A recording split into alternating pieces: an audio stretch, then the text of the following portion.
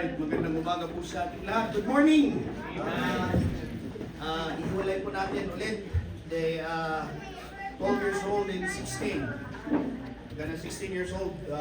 Ada teacher yung enjoy. Kayo enjoy. Ada teach tayo. Yeah? Okay, nag-teach tayo ta. If you are, visitors me, if you are 12 years old, gana 16, mapantay yung ijay kids room, ijay likod. Yeah? And then, nagiging from 17 pangato, yan, nangyari dyan. From 17 pangato, once again, good morning! Tatami lang nga na-feel nga napulot gayam. Napulot gayam dito eh. But anyway, bukas na lang yan. So once again, good morning, kiniyatay aming kakamsat. Medyo sa bali na ito awan gawin niyo pangikap kabilang di pulpito. Di bali mo gindi. So glad to be with you all. Pero glad nga maki-worship kayo kanyami. So hopefully nga maging blessing kami mo kinyayo. Yeah? So once again, good morning. We are actually having a series. It's called The Pillars of Love. We found that in 1 Corinthians chapter 3 verse 17. We already did the first pillar, what we call beareth all things.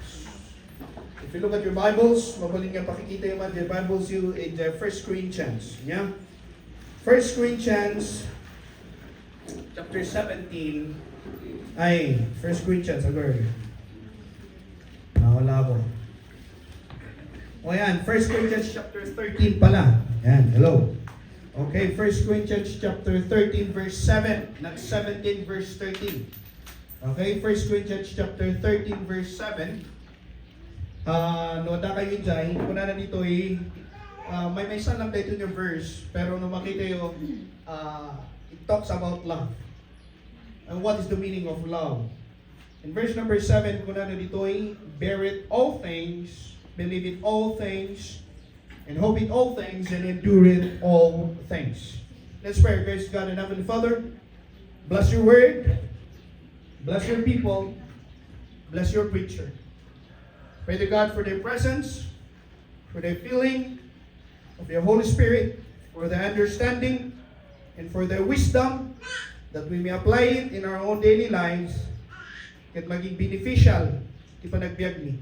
Once again, you be with us, and this was in Jesus' name we pray. Amen.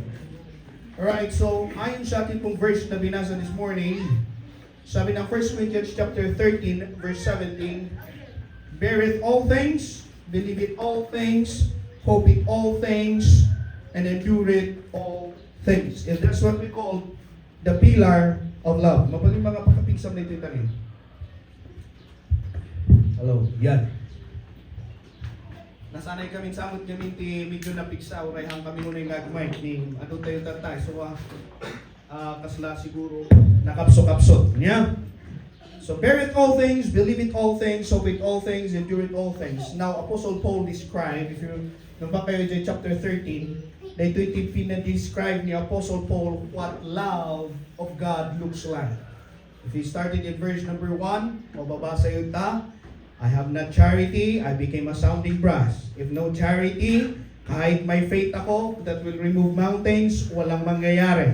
If even I sacrifice myself and burn, if without charity, wala ding mangyayari. Charity suffereth, in verse number 4, charity suffereth long, and it is kind. Charity envieth not, charity vaunt not itself, it's not puffed up, does not behave itself unseemly, seeking not her own, is not easily provoked, thinketh no evil, and rejoiceth not in iniquity, but rejoiceth in hope. But if you look at in verse number 11 and verse number 7, talaga ni Apostle Paul kaya in kuana niya ipakita na ito that there are 4 things na maging pilar ng pag-ibig or pag-ibig ni God. It's the love of God. It's what we call the agape love.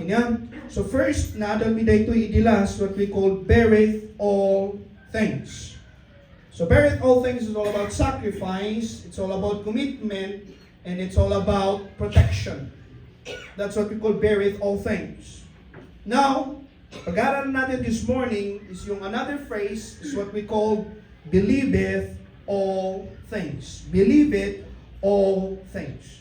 Now, nung makita tayo ito, panahon tayo tata, I make a comment doon sa sinabi ni Robin Padilla that this generation right now is weak. Marami pong mga nag-comment doon. Most importantly, dagiti mental health mga doctor. Well, we cannot deny that mental health is actually an illness. Pero if you look at dati, kasi ganito eh.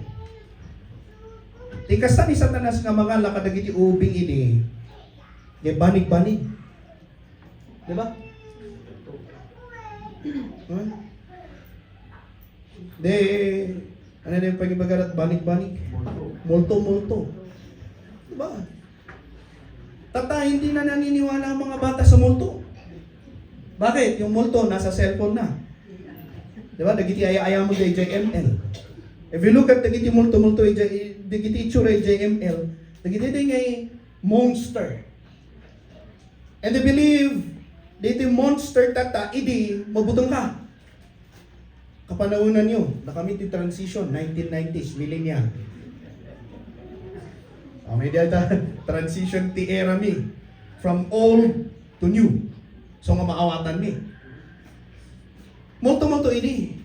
Tas tata, in kabil, nag-upgrade dagiti ubing.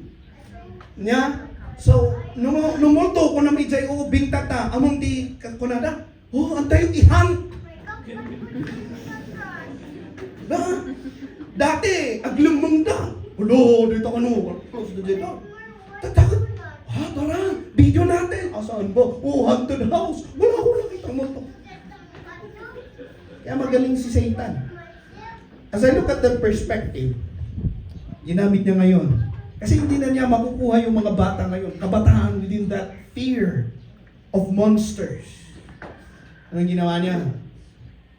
Ginawa niya, pinalabas nitong stress. Pinalabas nitong depression. If you look at multo-multo dati, ngayon, ang kukuha sa kabataan, stress and depression. So nga wonder, why ko na ni Robin Padilla mo, ay, kinyami di, uray na nung magkuha na ito sa kami, taray lang ta. O diba? Tata, nung magkuha sa ka, ouch. At si session ng TFDS, kung nakinyada. Dito yung panahon tayo dito eh. Anak. Amoy ba ti stress kung nakadagiti mamothers ko?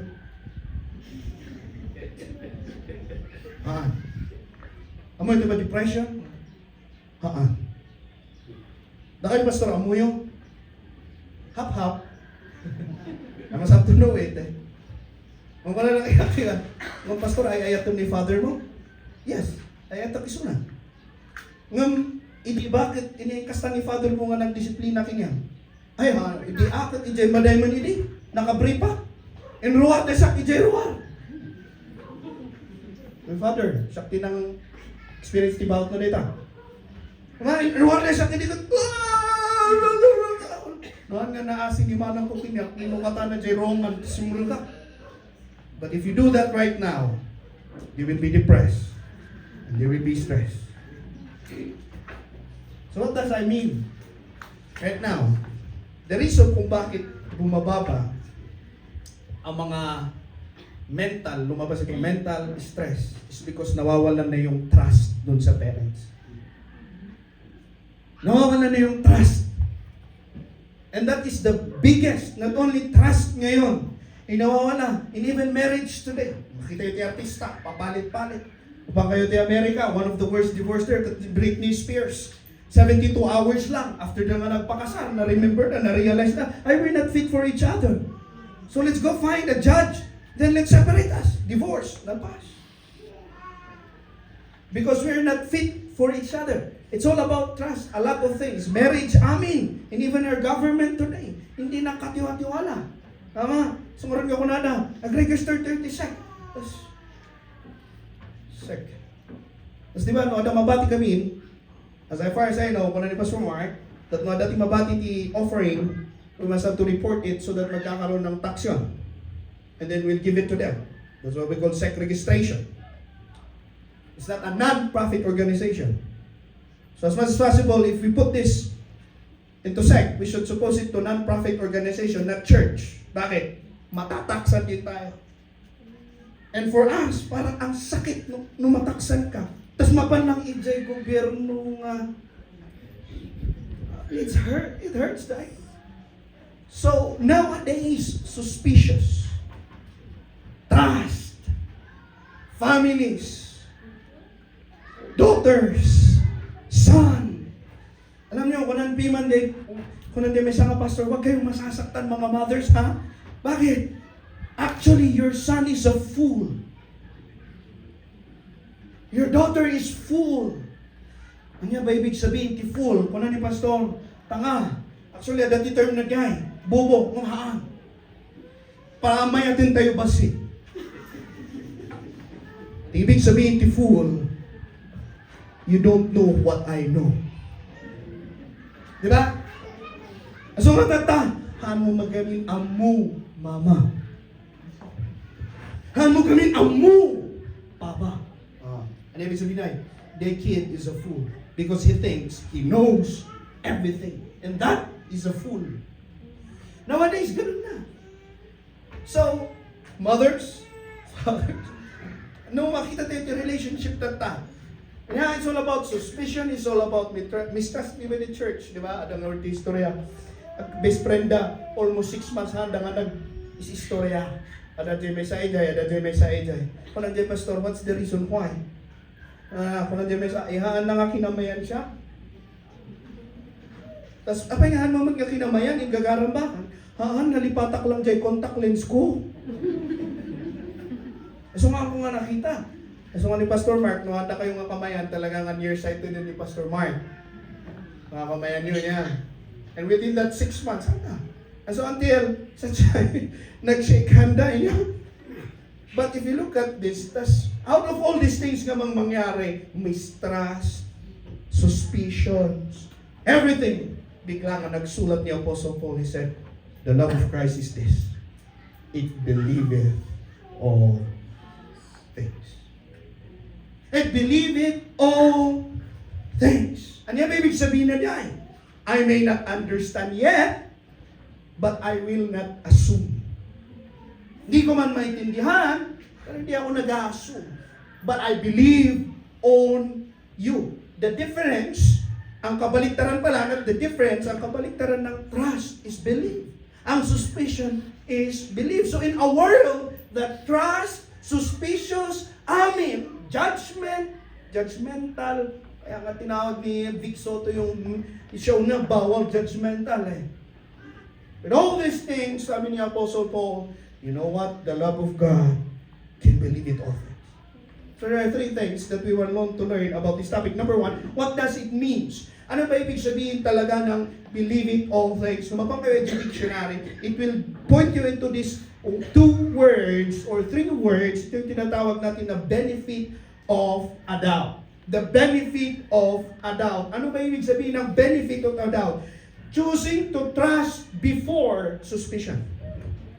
Not after suspicion. Ibig sabihin, you trust before suspicion. For example, ganito yan. Na late day barkada, nagtulag kayo. Una, ipapalanda. Okay? Tapos in may alas 3. Na-experience ko kasi ay. Na-experience ko kasi ay, di ba? At di ba isang barkada, amukon. O alas 2 ta. Where na yun? Ada akon, 5 minutes. Tumamog nga sukat pa lang. Diba? For example, you have a late friend. 1 hour late. Okay. Ito yung sinasabi ng benefit of doubt.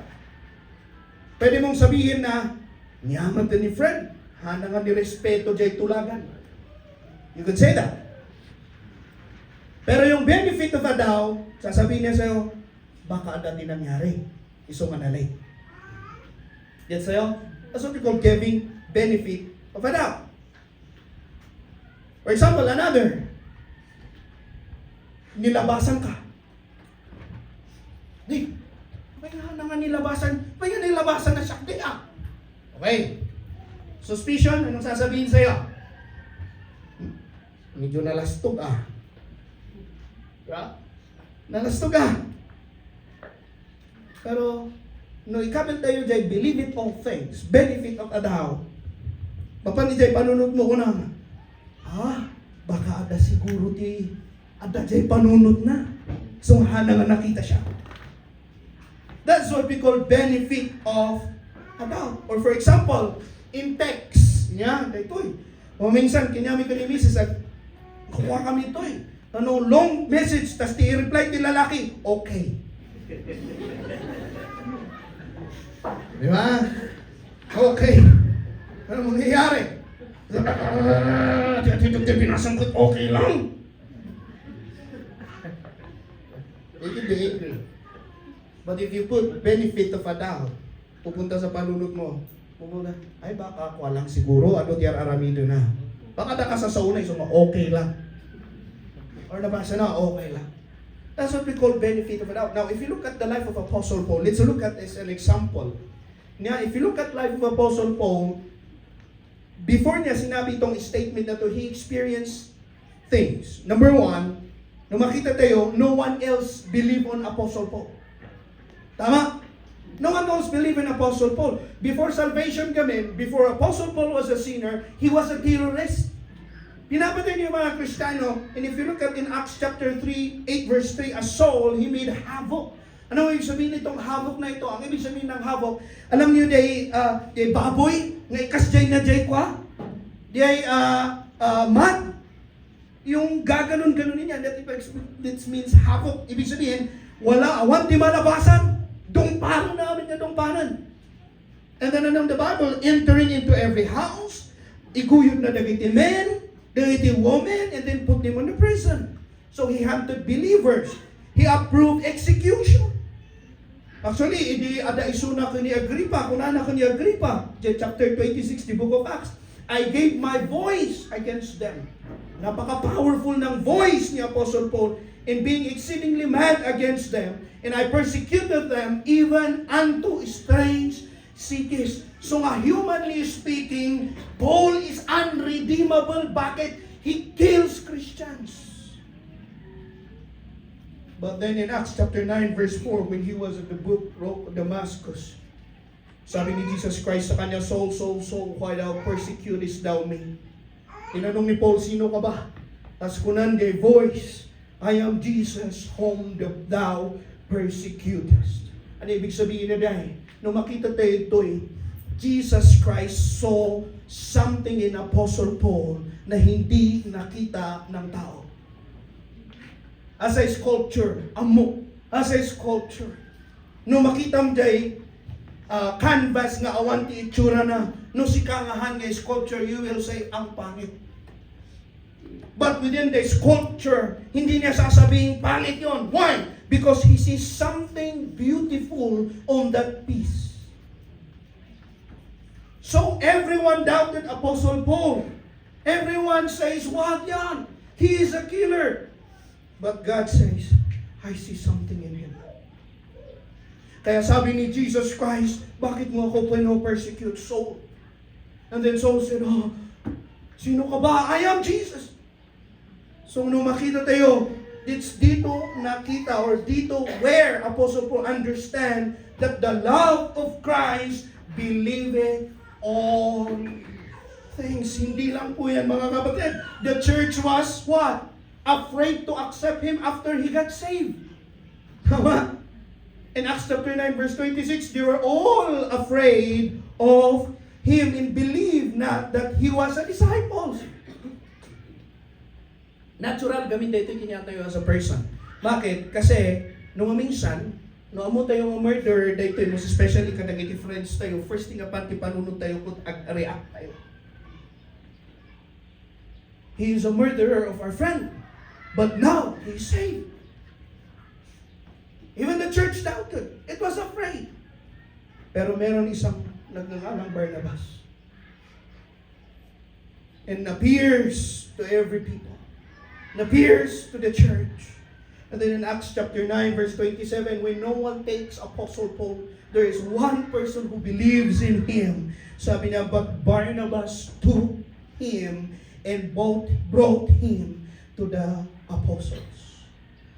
Barnabas did something powerful dito na.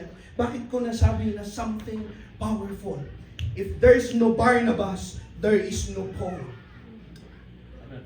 And if there is no Paul, there is no New Testament. The reason why we have Paul, the greatest missionary, in the New Testament, all of it, most of it was written by Apostle Paul. Why? Because there is Barnabas who saw something and believed on him. So Paul never forgot this. Because why? He personally experienced what it feels like when people distrust you, people fear you, people judge you. Tapos biglang meron ng isang tao, after all this, sabi niya, I saw something in you. So insurat ni Apostle Paul na ito I do believe one thing that came into my mind, to his mind, habang isusurat na, love beareth all things, and love ni Barnabas believeth all things. Love believeth on me. And not only that, after all these things, he was still criticized, he was accused, he was beaten, he was imprisoned. Pero kung makikita natin dito, hindi nagdalawang isip si Apostle Paul, hindi niya nilagay sa isipan niya na mali sila. No. Bakit? Because Apostle Paul knew what is the meaning of believing all things. Apostle Paul knew kung ano ang ibig sabihin ng believing all things. At nung makita tayo, the whole entire idea of the gospel is this. Why do we share? Because we believe in that person that he will receive Christ. Why do we share? And why do we be a good testimony? Because that person, we know. Kaya nga sabi ni Apostle Paul in 1 Corinthians chapter 1 verse 15, Jesus came into the world to save sinners, of whom I am chief. Bakit sinabi ito ni Apostle Paul? Why? Because everybody doubted me, but God saw something in me, and He saved me. So love believeth all things, and love that we believe it all things in the life of Apostle Paul, he was transformed because of this. So yun po yung ibig sabihin ng believe it all things. Pangalawa, ano ba yung hindi niya ibig sabihin? Hindi ko paano ko ikwento I-refer to what does not means, what does it not means. Ano yung sinulat ni Alyssa dyan? What it does not mean. Ayun pala yan. Ano ba hindi ibig sabihin niya? Hindi parang I-believe it all things, I-believe na believe kayo. Well, there are four things. Ano ba yung sabihin ng believe it all things? Of course, that not compromise. Okay? Understood that because love believe it all things, hindi lahat papakinggan mo. No! That's not what love is. It not compromise. Love never sacrifice truth to appear kind. Mga kapatid, if you look at in Ephesians chapter 4 verse 15, anong sabi ni Apostle Paul dito? Siya din yung nagsabi dito. But speaking the truth in love. Understand that love, real love, stands for truth. Real love protects doctrine. And real love corrects error. Mga kapatid. So, pag ang love na ito will forces you to accept false things. Okay? If yung love na ito will let you believe in false things, that's emotional pressure. That's not the love of God. Bakit? Kasi ang love ng Panginoon stands for the truth.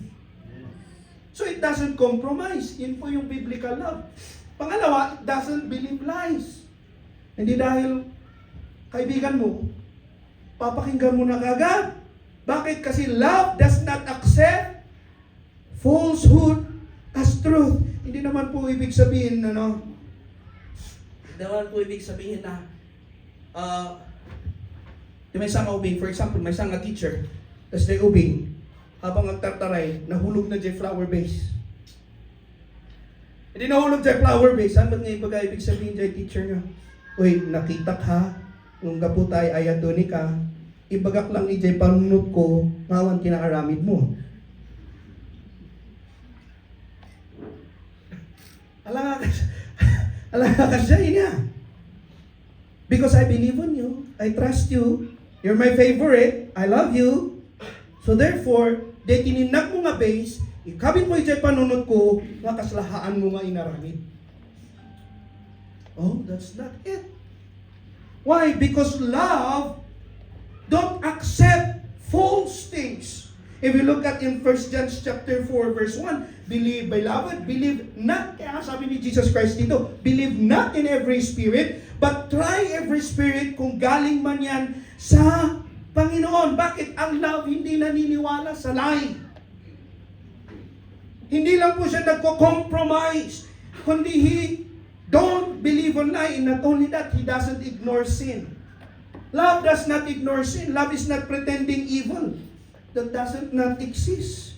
Anong sabi ng 1 Corinthians chapter 13 verse 6? Love rejoiceth, or charity rejoiceth not in iniquity, but rejoiceth in truth. So if you see, ganito po yan mga kapatid. If you see a person that is sinning, kasi di mo kinurek, hindi love po yun. Ito yung tinatawag na love denial.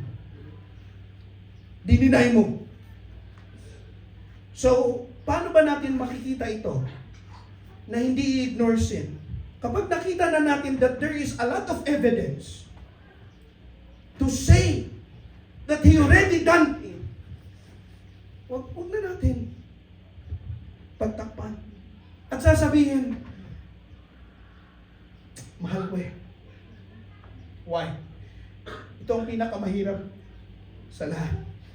Because love that does ignore things. Is it Jesus Christ? Well, Christ didn't ignore sin. Anong ginawa niya? He died for it. He had action on it. So, love does not only ignore sin, and last. Ibig sabihin nitong believe it all things. Ibig sabihin nito, hindi rin, yung love, hindi ka rin basta-bastang maniniwala. Hindi automatically that if you know a person, you trust him.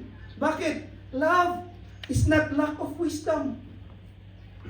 If you look at in John chapter 2 verse 23 to 25, even Jesus Christ, pinakita niya ito. Now when he was in Jerusalem at the Passover, the feast day, many believed in his name when they saw the miracle which he did in verse number 24. Ano sabi ng Bible? But when Jesus did not commit himself unto them. Now, Jesus Christ loves everyone. Tama? But during this time, sabi dito ng Bible, he didn't commit. Hindi siya nag-commit sa kanila. Bakit? Because he knew all them. Jesus Christ knew them. That's why he didn't commit with them. Jesus loves them, but he did not trust them. Bakit? Because Jesus Christ knew. Because Jesus Christ knew. So, love is not automatic trust. Love is not removing boundaries. Lagi po natin tandaan yan. And love is not allowing repeated harm. Kasi pag patuloy na hinasaktan ka, huwag mong sabi, love, that is commitment. Well, God gave us wisdom. I'm not talking about marriage dito kasi kung marriage is all about commitment, napag-aralan natin last, yung bear it all things. But what I'm trying to say is, itong believe it all things doesn't mean that because sinabi ni Apostle Paul, everyone you should believe. No, because that's not what love is all about. Amen? Not everyone you believe. So you can love someone. Always remember this. Ang ibig sabihin lang nito, you can love someone and still be careful with them. Love and believeth all things has always boundaries.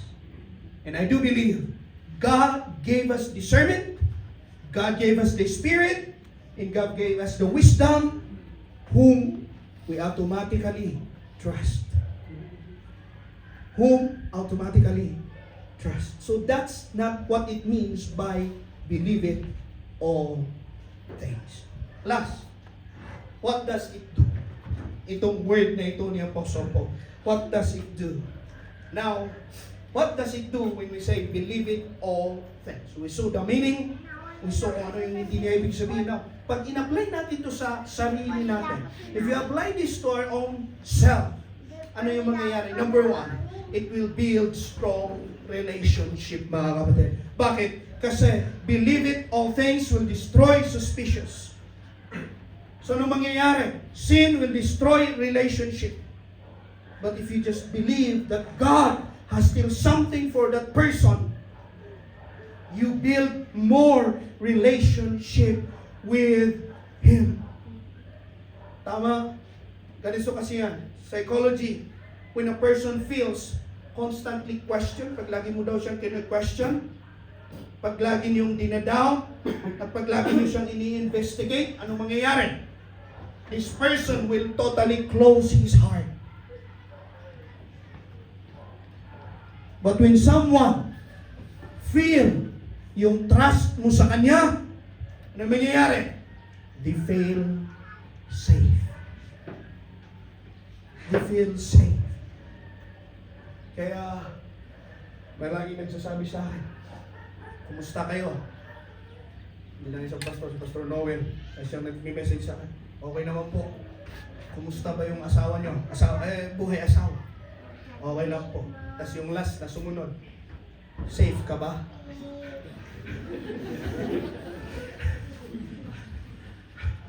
No, safe ka ba? And I said, yes. I'm safe. Dahil tinakita ka dyan Facebook, I usually said it sa wife ko, na ang isang lalaki daw, parang isang lalaki, nag-act na parang isang boy in front of his wife. Ang kuha mo nung usukin niya tayo din ngay gurot. Natangkot tayo. Ay ato kisuna, ayaw ko nga sa ibaga niya. Nung winabayan, kasla ubing kanibakit na.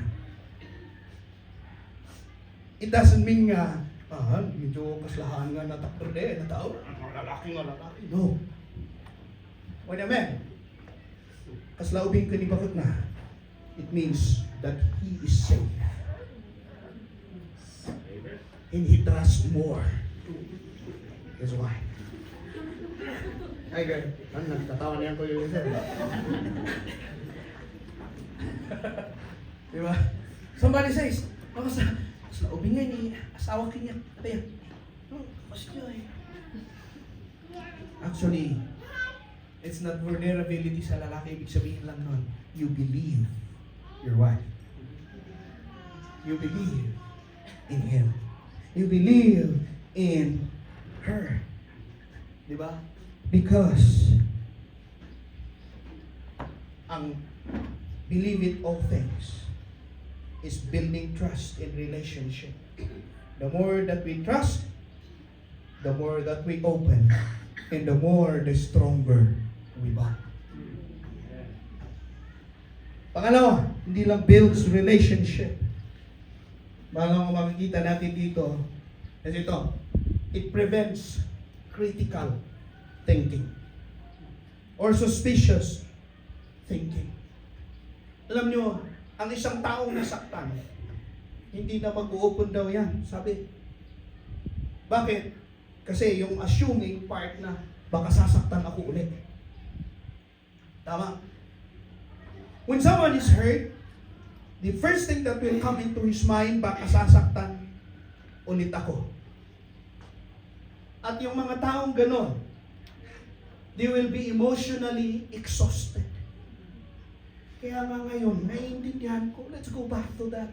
Kung bakit mahina yung mga bata ngayon, kabataan, sabi niya, why they are weak, why they stress, why they are depressed. Alam yung kulang sa kanila, the love of Christ, because they don't too much believe on God, on their parents, because they are fool. They believe in them. And that's the reason why. Kaya, sabi ng Diablo, Ang daling sirain. Why? Because this kabataan yun thinks to believe that we have the power. We can do things. Well, the last time I checked, children, obey your parents. For the Lord, this is right. Kaya yung generation, napakapalad ng mga generation ng mga 80s hanggang 70s. Bakit? Naturuan sila ng tama. Now, yung mali ngayon, because of this comfort of life, and even the freedom na pinaglalaban ng mga kabataan na ito, actually, if you look at the freedom, someone paid for that freedom. And because of that freedom, nag-cause sa kanila na ganun.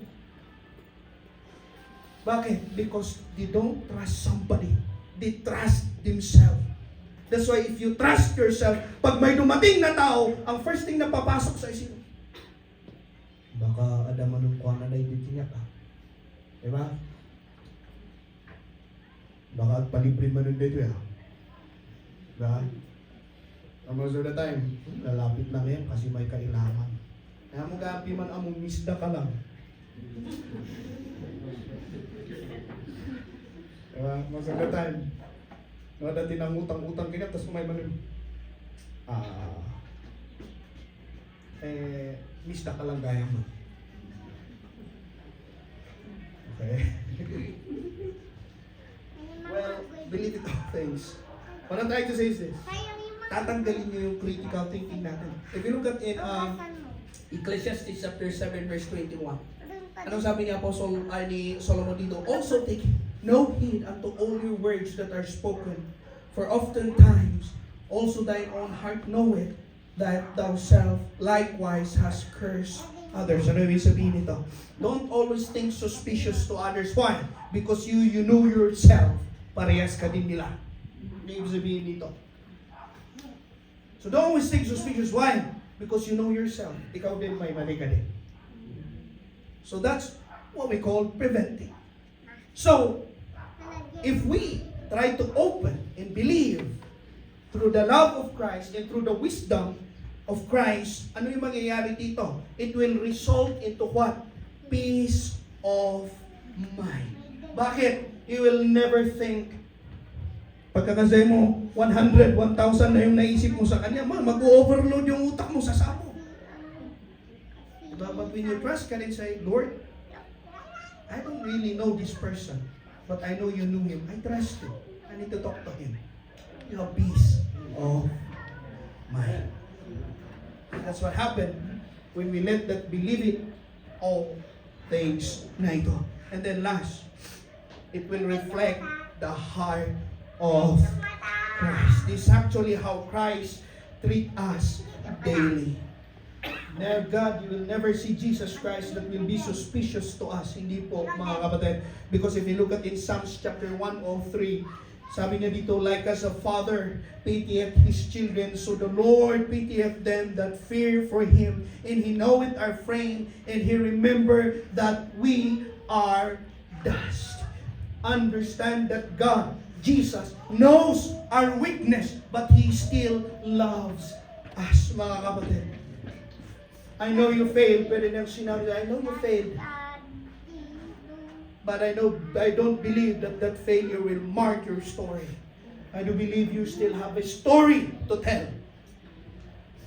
So in other words, kasla ni Jesus Christ, believe it all things, is not giving up on people. It's not giving up on them that they don't have a chance. Sabi dito, before the Lord Jesus Christ went to the cross, pagkatapos ng Last Supper, sabi ni Jesus Christ, mamamatay ako. Then gonna get me. Then tumayo si Peter. Ay, hindi ko hahayaan na ako'y kumuha sa'yo.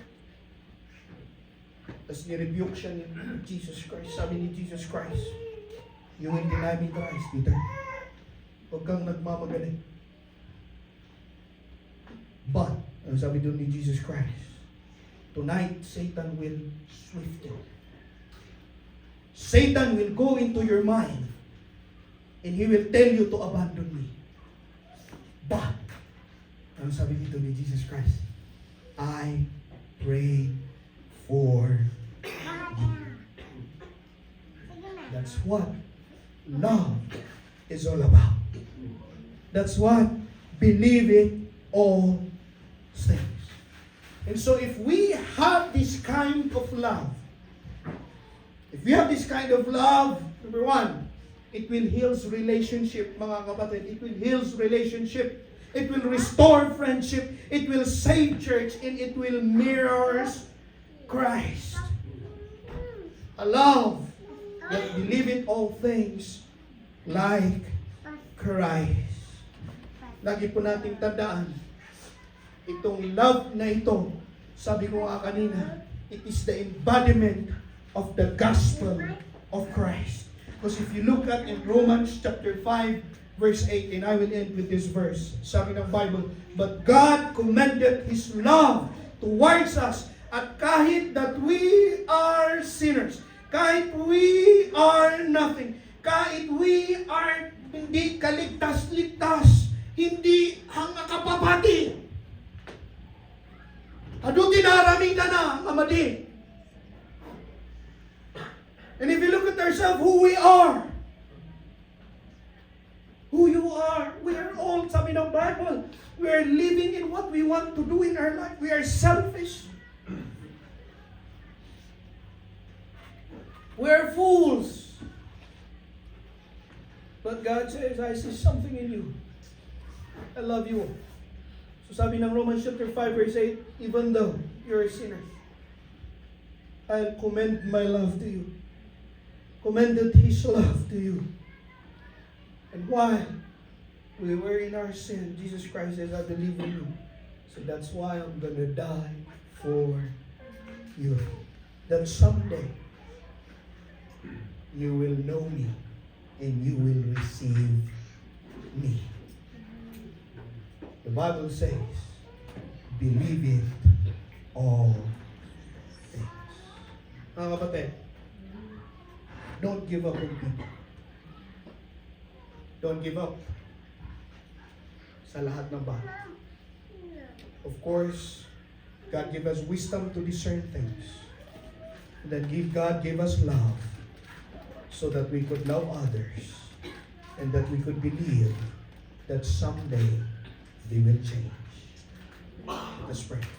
Our gracious God and Heavenly Father, Lord, it's a small verse ako nakikita mo. Nung makita mi dahito, believe it all things.